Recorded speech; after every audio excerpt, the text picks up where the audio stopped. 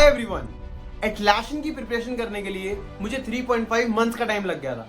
कौन कौन सी चीज़ें पढ़नी है, किन किन रिसोर्सेज को फॉलो करना है, एटलाशन स्पेसिफिक प्रिपरेशन कैसे करनी है, एटलाशन के वैल्यूज एंड मैनेजरियल काम को कैसे हैंडल करना है, सिस्टम डिजाइन के क्वेश्चन कैसे आंसर करने हैं and a lot more things. इन सब को समझने में, इन सब के लिए एक स्ट्रैटेजी प्रिपेयर करने में मुझे काफी ज्यादा टाइम लग गया। बट आज की इस वीडियो में मैं आपको अपनी पूरी प्रिपरेशन स्ट्रैटेजी बताऊंगा in just under 10 minutes. I am Arshit Rehan and I am working at Atlassian as a software engineer for past 1.5 years. मैंने Atlassian as a fresher join किया था straight out of college and this has been the best decision of my life. 3, 2, 1, cheers! जल्दी अबे यार भाई एक भी बंदा नहीं है तो पॉइंट नहीं देंगे सब।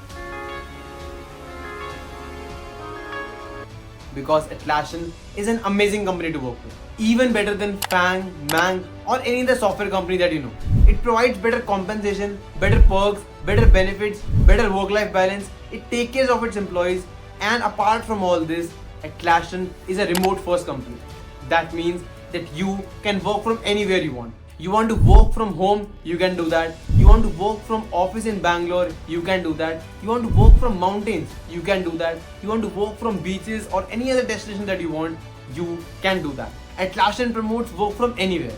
And इसी वजह से जब Zoom meetings पर सारे teammates वीडियोस ऑन करते हैं तो हर कोई डिफरेंट डेस्टिनेशन पे होता है। कोई माउंटेन्स पे होता है, कोई घर पे होता है, कोई ऑफिस में होता है, कोई बीच पे होता है।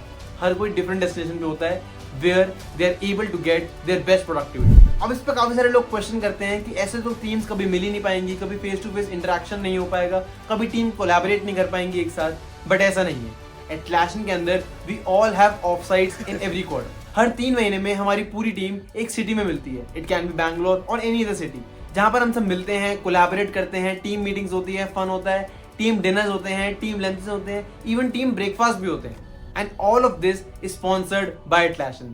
Atlassian take cares of your travel, accommodation, hotels, fun and each and everything in these offsites.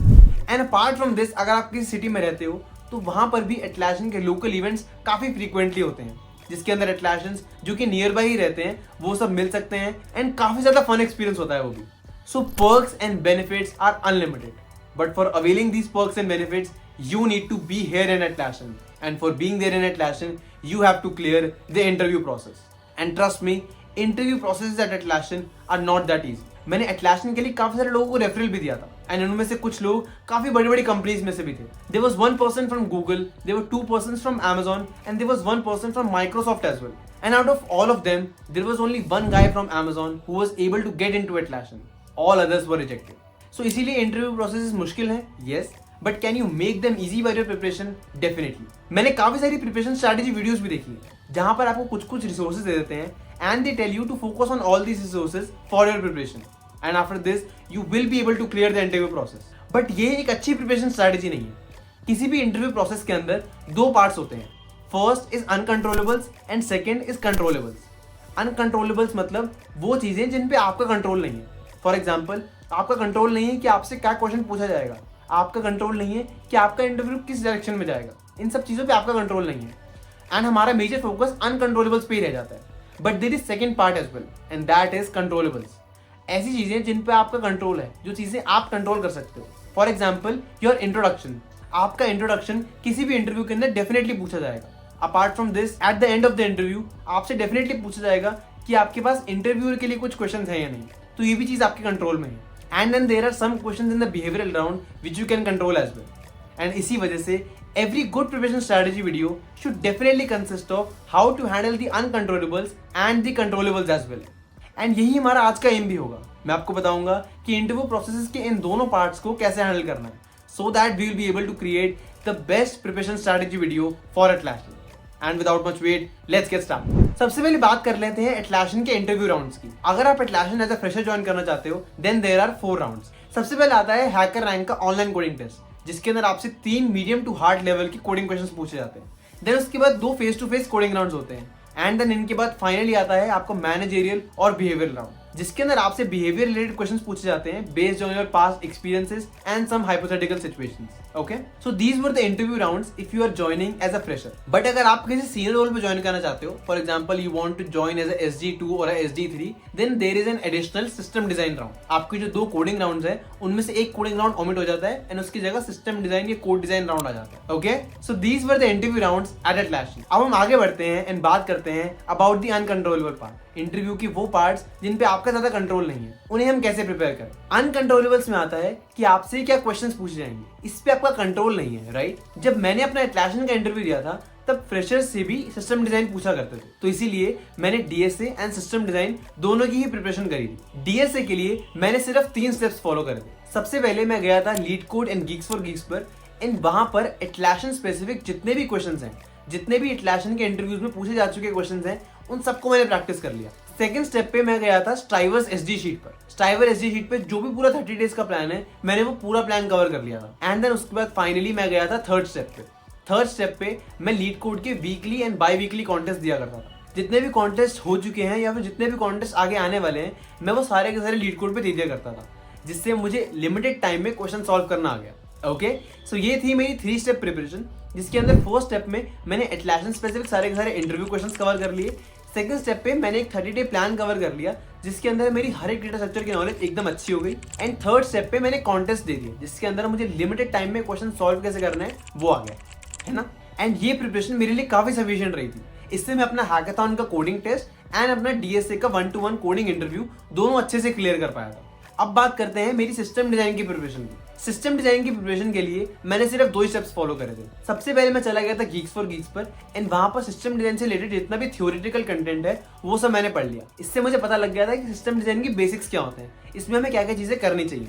Okay, and अब बढ़ते हैं मेरे सेकंड स्टेप पे, जिसके अंदर मैं गया था YouTube पर. एंड वहां पर सिस्टम डिजाइन से रिलेटेड जितनी भी वीडियोस हैं, जिसके अंदर Netflix का सिस्टम डिजाइन बता रखा है, या फिर ओला कैप्स का सिस्टम डिजाइन बता रखा है, या फिर किसी भी और ऐप का सिस्टम डिजाइन बता रखा है, मैंने उन सारे के सारे सिस्टम डिजाइन को एक बार देख लिया, जिससे मुझे ये पता लग गया कि इंटरव्यू मुझसे कैसा आंसर एक्सपेक्ट करता है. एंड इन दोनों स्टेप्स की मदद से मैं अपना सिस्टम डिजाइन का इंटरव्यू भी काफी अच्छे से क्लियर कर पाया था. एंड एक बात और बताना चाहूंगा कि मेरे Atlassian के सिस्टम डिजाइन के इंटरव्यू में मुझसे थोड़ा सा पार्ट ऑपरेटिंग सिस्टम से भी पूछा गया था, बट क्योंकि मैंने वो ऑलरेडी प्रिपेयर कर रखा था, इसीलिए मैं वो पार्ट आंसर कर पाया था. मैंने एक्चुअली 4 थ्योरी सब्जेक्ट्स प्रिपेयर करे थे. सबसे पहले operating system, then DBMS, then system design and then networking. ये 4 थ्योरी सब्जेक्ट्स थे जो मैंने अच्छे से प्रिपेयर करे थे. एंड अगर आपके पास भी टाइम है तो आप भी 4 थ्योरी सब्जेक्ट्स प्रिपेयर कर सकते हैं, क्योंकि ये कहीं ना कहीं इंटरव्यू प्रोसेस के अंदर पूछ ही लिए जाते हैं. तो अगर आप सेफ साइड पे रहना चाहते हो एंड आपके पास टाइम भी है, तो आप इन 4 थ्योरी सब्जेक्ट्स को अच्छे से प्रिपेयर कर सकते हैं. ओके, सो ये हो गया हमारा सारा DSA and system design related preparation का पार्ट, जो कि मेरे लिए काफी ज्यादा बेनिफिशियल था. एंड आई कैन गारंटी अगर आप इसको स्टेप बाय स्टेप फॉलो करोगे ना, तो ये आपके लिए भी काफी ज्यादा बेनिफिशियल होगा. ओके, अब हम बढ़ते हैं हमारे कंट्रोलेबल पार्ट पे,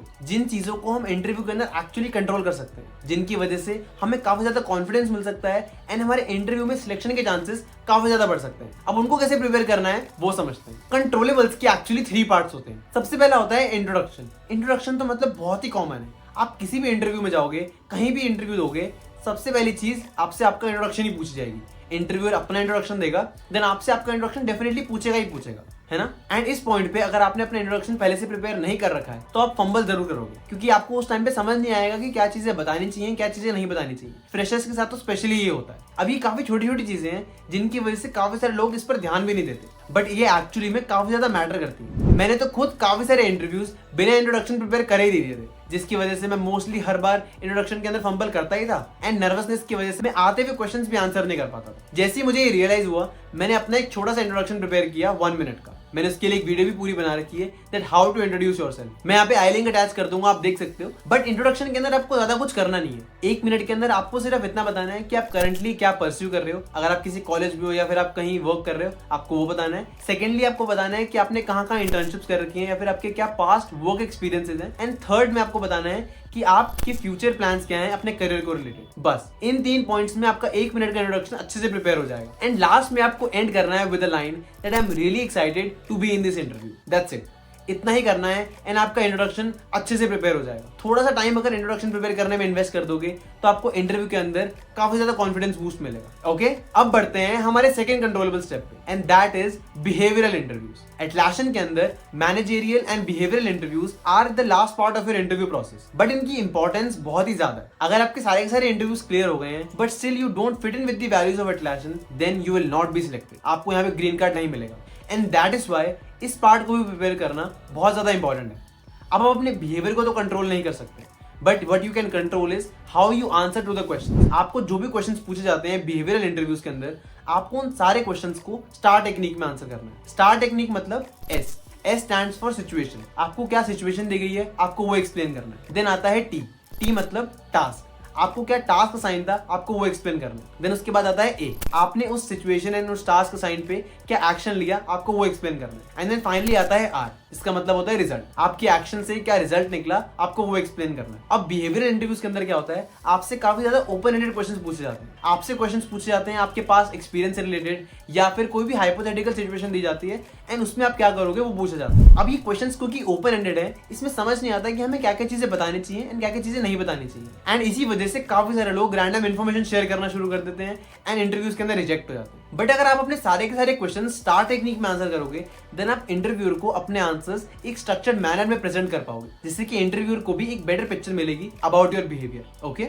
अब इसकी प्रिपरेशन मैंने कैसे करी थी, तो मैंने गूगल से बिहेवियरल क्वेश्चन सर्च करे थे एंड वहां से कोई भी 10 रैंडम क्वेश्चंस को मैंने खुद से ही स्टार टेक्निक में आंसर करना स्टार्ट कर दिया, जिससे मुझे ये समझ में आ गया कि किसी भी क्वेश्चन को स्टार टेक्निक में आंसर करना कैसे, which actually prove to be quite beneficial for me. And अब बढ़ते हैं हमारे थर्ड पार्ट ऑफ कंट्रोलेबल्स में and that is what question will you ask the interviewer at the end of the interview. अब किसी भी इंटरव्यू के and में ये जरूर पूछा जाएगा that if you have any questions or not, and काफी सारे लोग इस पे यही आंसर करते हैं that no we don't have any questions and इसके बाद इंटरव्यू एंड हो जाता है। But that should not be the case. But इससे सिर्फ यही पता लगता है that you are not that interested in joining that company. आपके पास एक अपॉर्चुनिटी थी उस कंपनी के बारे में और जानने की उन्हीं के एक एम्प्लॉय से एंड आपने वो भी गवा दी। आपने कोई भी क्वेश्चन नहीं पूछा, ऐसा कभी नहीं करना चाहिए। मैंने अपने हर एक इंटरव्यू के एंड में इंटरव्यूअर से डेफिनेटली क्वेश्चन पूछे ताकि उन्हें पता लगे that I am interested in joining their company and try to ask relevant questions like for example what is the scope of AI in your company or maybe what tech stack is being used the most in your company etc. And also don't ask irrelevant questions. Don't ask that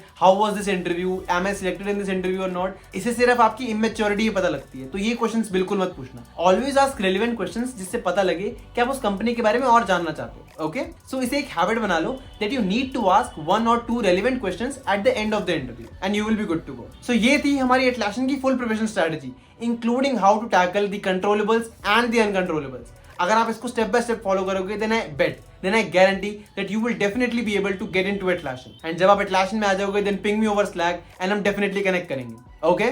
So that's all from my side. This was Harshit Nayan signing off. Take care everyone and I will see you in the next video. Till then keep preparing and be focused.